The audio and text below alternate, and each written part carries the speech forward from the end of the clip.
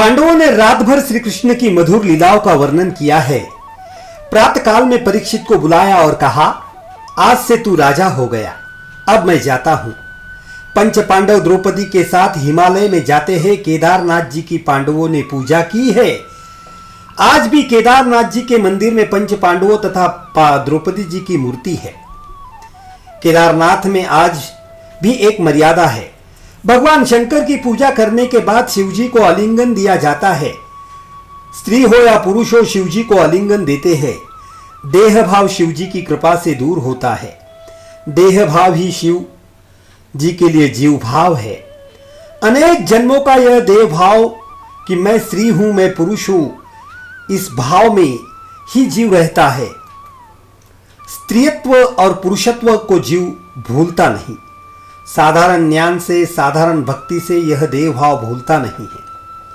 सतत भक्ति जो करता है, भगवान शंकर जिसके ऊपर कृपा करते हैं, तब जीव शिव का मिलन होता है, तब यह देव भाव घूटता है। केदारनाथ से ऊपर जाओ तो निर्वाण पथ है, जिस मार्ग से श्री सुखदेव जी महाराज गए थे। जो गए सो वापस कभी नहीं आए। शंकराचार्य महाराज इसी मार्ग से गए, पांडव इसी मार्ग से जाते हैं। 4 पांडव और द्रौपदी शरीर छोड़ के भगवान के धाम में गए हैं। अकेले धर्मराज सदेह गए हैं। वेदांत का सिद्धांत है, ज्योति में ज्योति मिल जाती है। भक्ति में ऐसी शक्ति है। धर्मराज की देह दिव्य हो गई। सतत भक्ति करने से मीराबाई का देह दिव्य हो गई थी। सतत भक्ति करने से तुकाराम महाराज की देह दिव्य हुई थी। विठल विठल विठल करते हुए तुकाराम जी सदेह भगवान के धाम में गए हैं। मीराबाई सदेह द्वारकानाथ में लीन हुई थी। मीराबाई के शरीर का किसी को स्पर्श हुआ नहीं। सतत भक्ति करने से मीराबाई की देह दिव्य हो गई थी।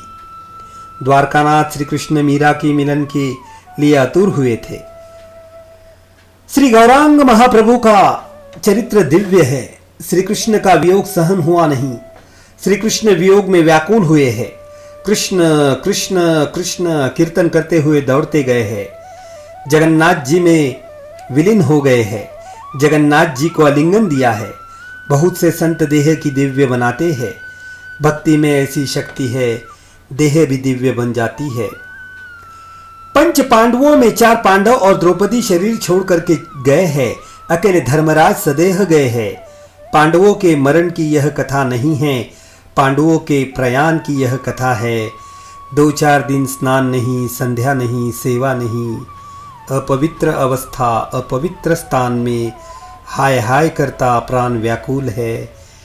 ऐसे में जो शरीर छोड़ता है वह मर गया है। किंतु अंतिम दिवस में बालकृष्ण लाल की जिसने प्रेम से पूजा की, ध्यान किया, श्री कृष्ण कीर्तन करता हुआ आनंद में जो प्राण छोड़ता है, उसका प्रयाण हो गया। पांडवों के मरण की यह कथा नहीं है, पांडवों के प्रयाण की यह कथा है। पांडव प्रभु के धाम में गए हैं। जय जय रघुवीर समर्थ। ओम नमो भगवते वासुदेवाय।